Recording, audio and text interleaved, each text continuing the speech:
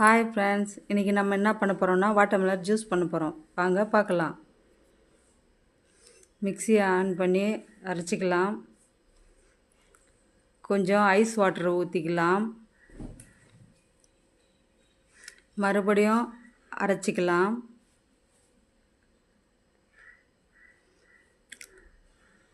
Of பண்ணிவிட்டு உங்களுக்கு தேவையான அளவுக்கு சுகர் ஆட் பண்ணிக்கலாம். நான் 2 டீஸ்பூன் ஆட் பண்ணுவேன் சுகரை. உங்களுக்கு எவ்வளோ தேவையோ நீங்கள் அவ்வளோ ஆட் பண்ணிக்கோங்க.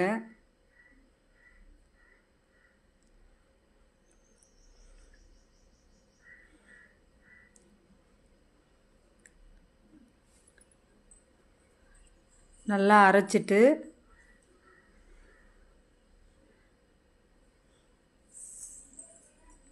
ஆஃப் பண்ணிவிட்டு டம்ளரில் ஊற்றி சர்வ் பண்ணிக்கலாம்.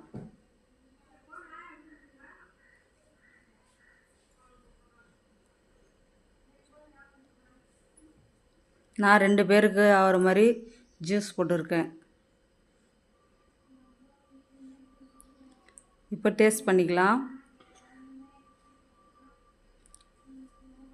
சூப்பராக இருக்குது.